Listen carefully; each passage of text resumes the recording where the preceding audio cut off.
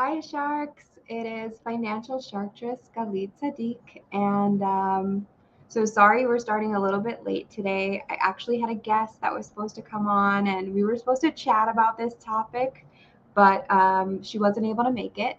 So I'm going to just talk about it because it's actually a topic that I talk about pretty regularly and I was excited to share it with you. So I want to make sure that we go over it today. Okay, so this Money Monday Live is all about the energy of money.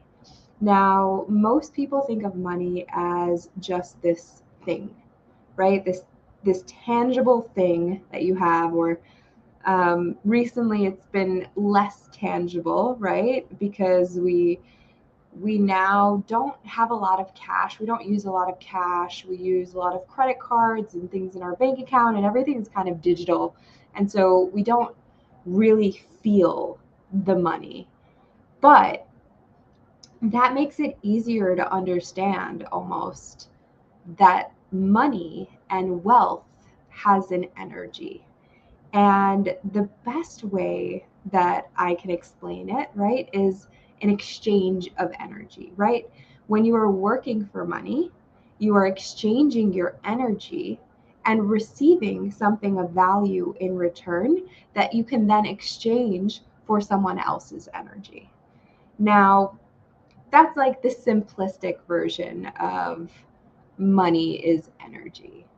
But there's also this idea and this truth that wealth and the idea of having wealth and having money is not just about the money itself, but it's also about the energy and the mindset that comes with it. Most people believe that, wealth is something beyond their control. That's something that the lucky or the privileged can attain. Um, that's not necessarily true. Yes, the privileged have it way easier.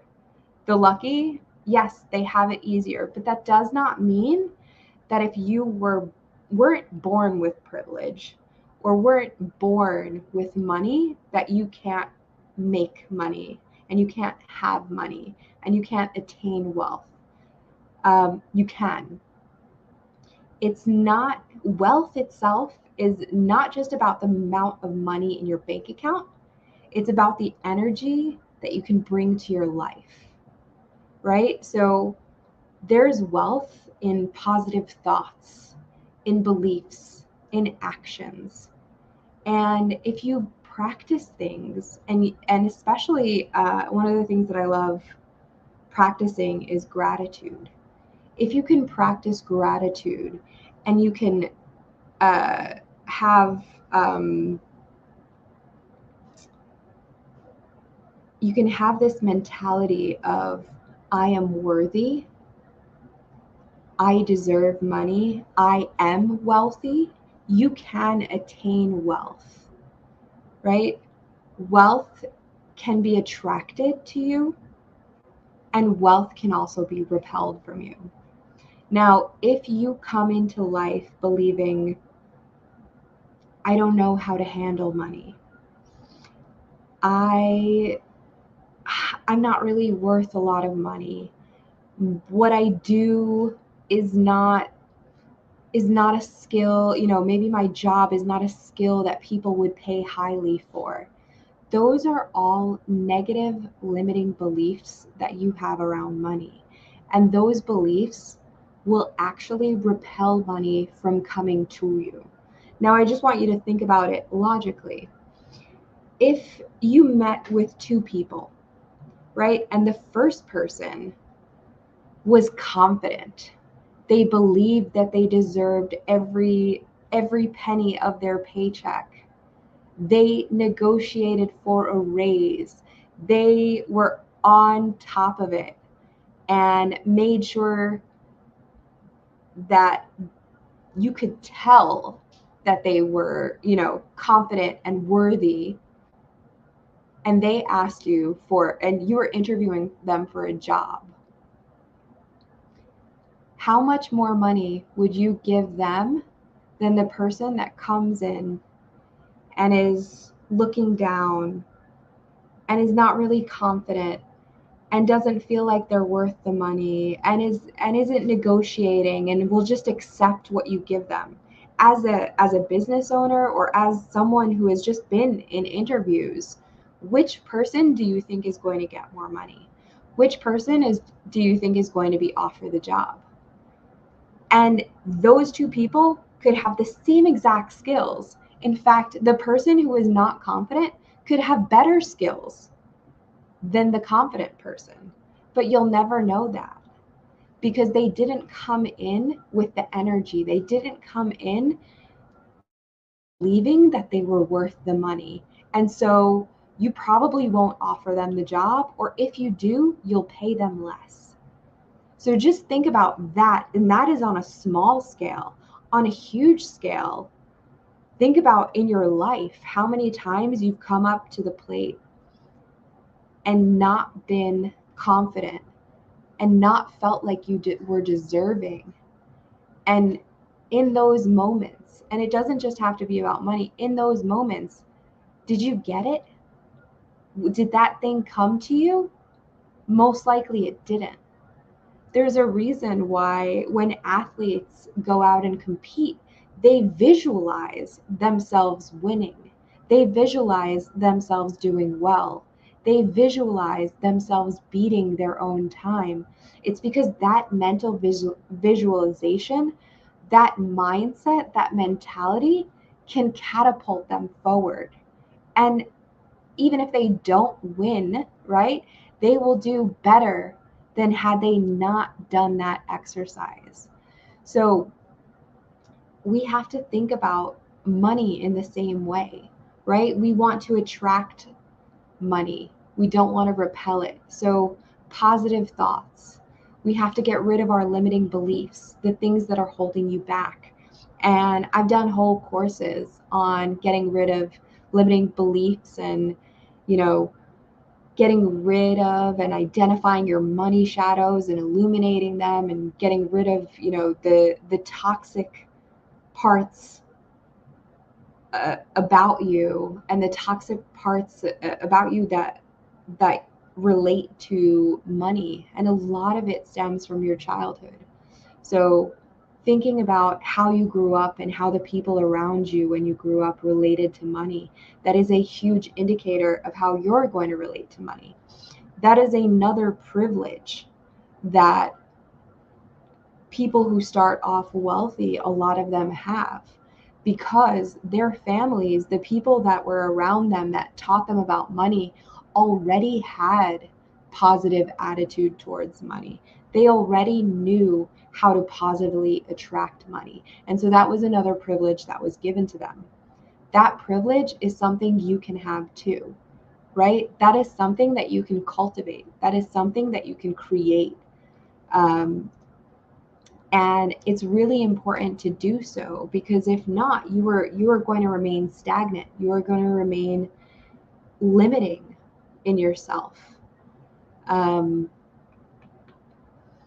So the first thing that you got to do when you think about your money and your beliefs about money, we have to recognize the beliefs. So I want you to go back and think about how you were raised. I want you to go back and think about the beliefs that you have around money that were in your upbringing, your culture, that maybe were societal, maybe it was your neighborhood.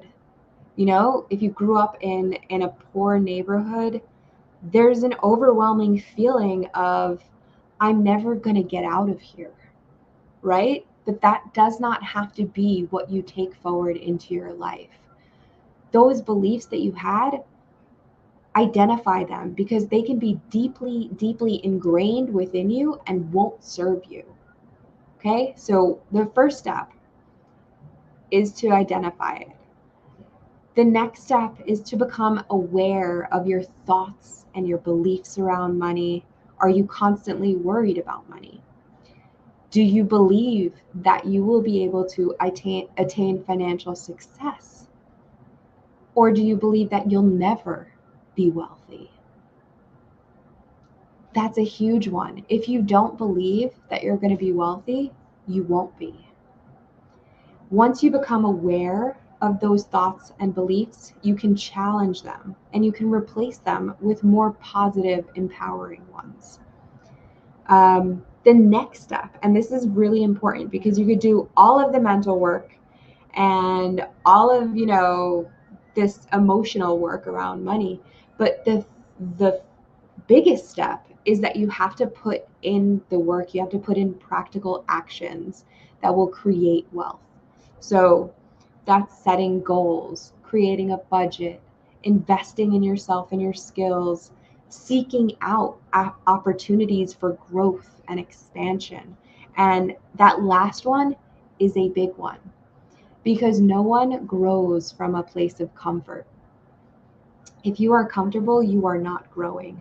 So you have to get in touch with that discomfort, with the uncomfortable, and break out of where you are and break out and search for the next opportunity. And when it comes, grab it. Don't be afraid, because that's a huge, huge thing that holds us back is the fear. And that fear stems from being scared to fail most of the time. The fear also can stem from feeling inadequate, feeling like we can't control it, that we don't know how to do something. So finding ways to eliminate that is really important because those are the steps that you want to take. That's how you create wealth, generational wealth that you can pass on. You've got to take yourself out of those comfort places and really grasp for the opportunities, look for them, grow with them. So I'm going to end it here. If you want to learn more about the energy of wealth and the powerful force that it is and the abundance that it can create, I can do a whole series on this, and just let me know. I have done it in the past, and especially my work on illuminating money shadows, that is actually up for sale in my Sharktress Success School. So please reach out to me if you want to take part in that. Let me know if you want to be a part of a new group program where we deal with just that. And I'd love to hear your stories about how you relate to money and the energy of money, and the different ways that you can implement growth and becoming wealthy into your life.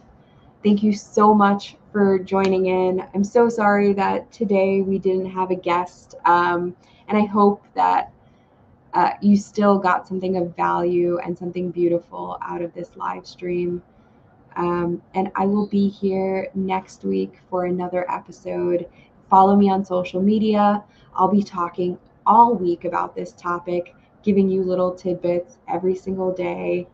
And if you are in my Facebook group, Righteous Revenue Fishbowl, or you are following Galit Speaks, which is my podcast, then I will see you on Wednesday for a podcast episode.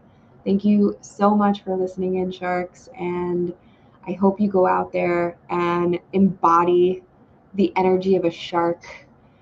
Get the power and the energy of money flowing in your life. Think positive, feel positive, do positive things when it comes to your money. And I will see you soon. Happy Money Monday.